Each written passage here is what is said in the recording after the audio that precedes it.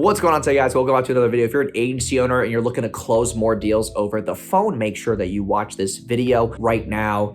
You know, we have about 150 plus accounts. We book about 35 to 55 sales appointments every single day with a closing rate of, over 15%, even with bad quality leads. So I am here to give you advice on how to increase your closing rate, how to close more deals, how to frame the phone call better, present the offer better, what works better, phone call or Zoom, should you have a sales script, all these things that I'm going to go over so that you can close more deals over the phone, you can make more money in your agency, and you can predictably give your clients better fulfillment, give them better expectations, all within that first sales call and collect payment at the same time. So make sure you guys watch this, like the video, comment down below any questions you have about sales calls as an agency owner.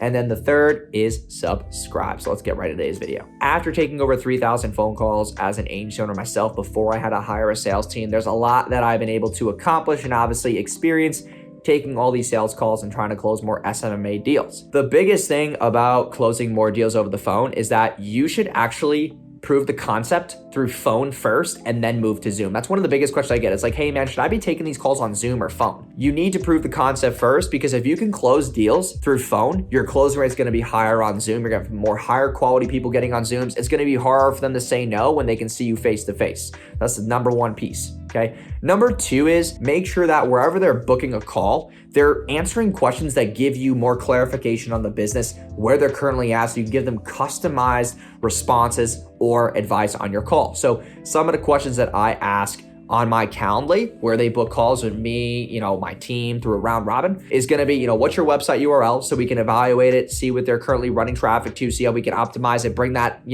value on the sales call for free. That's the whole point of a free consultation. Second question is, how much are you currently making monthly, so we know where their revenue is currently at. Number three is, how much are you willing to spend to ensure results monthly? We want to know what their pockets are willing to hold. Okay. Three is, are you currently running ads? And if you are, how much are you spending monthly? So we can kind of see where their budget's currently at for both of those questions. The other one is, what's your Instagram handle, so we can see what kind of content they're putting out. The other one is, what do you want to get from this phone call? I think that's number 6 or 7. And then we got, do you have a partner or a wife or husband who needs to be on this call in order for you to make it a financial investment? The next one is, are you going to answer when Jason answers the phone? And the last one is, hey, if we, decide to move forward, are you okay getting onboarded with payment over the phone? Okay. And those are the questions that we ask, so we can frame more objection-based stuff. Okay. Because if the client starts coming to you, well, the prospect says, hey, I got to talk to my wife. Well, you told me on this Calendly that you said that you don't need to. You are the CEO and you can make your own decisions. Okay. Well, I need to think about it. Well, you told me that if we answered all your questions, everything went well today, that you would get on board over the phone, and you answered that. So are you going to lie to me right now? Because if you lie to me right now, how do I know you're not going to lie to me when I'm working with you and you're actually our client? You could flip that whole ideology around on them. So a lot of the questions are framed for where they currently are, where they want to be, and then obviously questions for objective-based ones when payment comes around or when presenting the offer comes around. Now, first thing I always do with sales calls, and this is really important, is framing that phone call. And in the beginning, I always talk about I evaluate their website and I say, hey, listen, I looked this over and I see that, you're selling this product, it has the most reviews. I was looking through the copy on it, and I think there's a lot of things that we could obviously improve. Your product photos are this, your copy's this, you have no FAQs. You're not using these apps that we use. You're not doing X, Y, and Z. Giving them an evaluation on their business makes them feel special. Makes them feel you took time out of your day to check out what they're currently running, what their current offer is, what's working really well, and what the ad budget they're currently running or looking to run can satisfy the needs of that business. Okay, that's a big piece that I do, and I usually walk through the entire sales process. Hey, they're clicking add to cart, and this is happening. There's no upsells. They're clicking add to cart and it's not sent them to the cart. You don't have a pay over time option. Your product images don't show social proof. Your product, photos are not professionally done. We have a graphic designer who could do that. You don't have any GIFs on your copy. You don't have any headlines on your copy. You're not answering objections. There's no FAQs. There's no reviews popping up. There's no sales notifications. There's no urgency. There's no scarcity on the landing page. So many value points you can bring to that prospect on the call. And then obviously you talk about, how, you guys or I would implement X, Y, and Z into their business so that we can help them improve their conversion rates, how this can improve their average order value, how this could help their ad spend, what we would do for our ad spend, what our plan of attack is, how fast we could see results as soon as we get all these things done. How fast we can get them launched, what we need from them, like all these different things that we can, obviously tease on the phone so that they know the clear expectation and what to expect working with you. Another thing with sales is I like to take the angle without answering it before they bring it up, which is like, they're going to say like, hey, I work with another agency, they suck. You need to answer that objection up front where it's like, hey, like,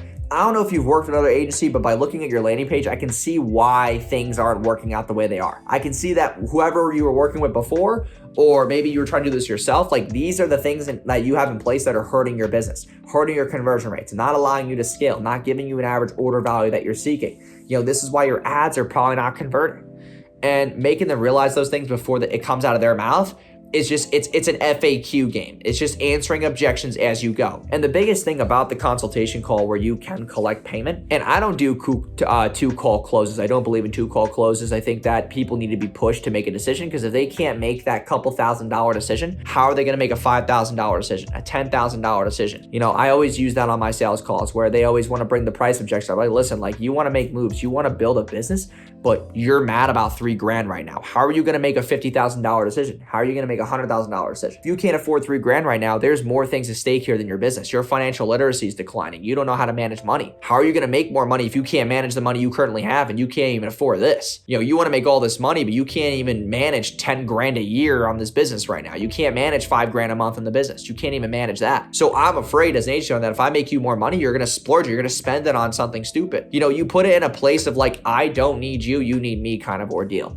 And that's the position that I take on the calls. Also I bring up case studies. I bring up, what other clients in that same niche have done. I also bring up like the plan of attack towards the end. I also tease the price too. I say, hey, like, listen, you're spending this much on ads. That's, that could be, X amount of money. And that doesn't even include the service fee. Like you're spending all this money on ads. Even if we chopped your ad budget in half, you can still have me manage it and spend money on ads. So it's like, that's where you kind of can get them in the place of like, oh shit, like maybe it's not expensive as I thought. And you're teasing that as well. The other thing too, leading out into the end of the sales call, in the beginning, you want to frame that call though, okay? Because at the end, you're obviously going for the pitch. You're going for the offer, you're asking them for payment. In the beginning, you need to frame that phone call. Framing it in a way where it's like, hey, like if we decide that we're a good fit today, like, are you okay moving forward on the phone? I just want to make sure that you're serious and that my time's not being wasted. Is that something I could really count on you for, is, taking my time seriously and I'll respect yours? And framing that end of the call where you want to close the deal and they're willing to go on the rest of the call, they're framed now, being like, oh shit, I got to pay if he keeps talking. And they're framed. And they're going to pay attention more because now their money's at stake, their wallet's at stake, which means you're going to have their full attention. A lot of sales calls, you're talking to them and they're just doing other shit. They're sitting there on their computer, they're eating, their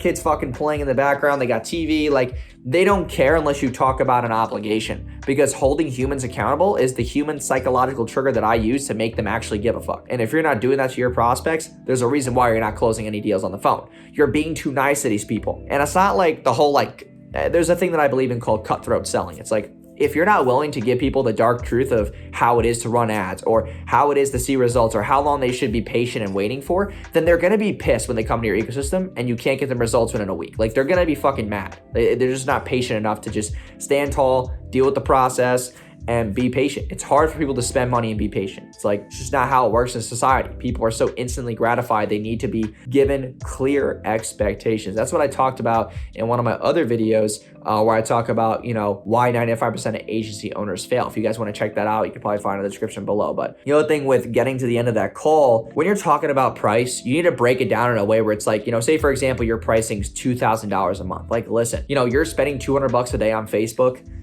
Think of it as you're spending $270 a day right now, and you're getting a dedicated team behind you. Well, if it's, because it's like $2,000 a month, 30 days. So you can say, hey, you're technically spending $270 a month and you're getting a dedicated team behind you who's going to help you optimize 80% of that budget. You need to have a team behind you who is going to be doing this and this and this and this and this and this and this and this. And all those value points are going to make them realize like how much cheaper it is, because if they're already spending X amount of money a day, adding on that small amount monthly is not really going to mean anything to them, because now you've broken it down from like being this big number to a smaller number they can obviously afford. So those are just things that I would implement at the end of the call for framing. Other than that, I hope you guys enjoyed this video. If you did, please drop a like down below, comment any questions you have about, any sales objections, or maybe question you have for me about sales calls you've been taking. What if a client says this? What if a client says that? How would you portray that? And subscribe if you're new, and I'll see you guys in the next video.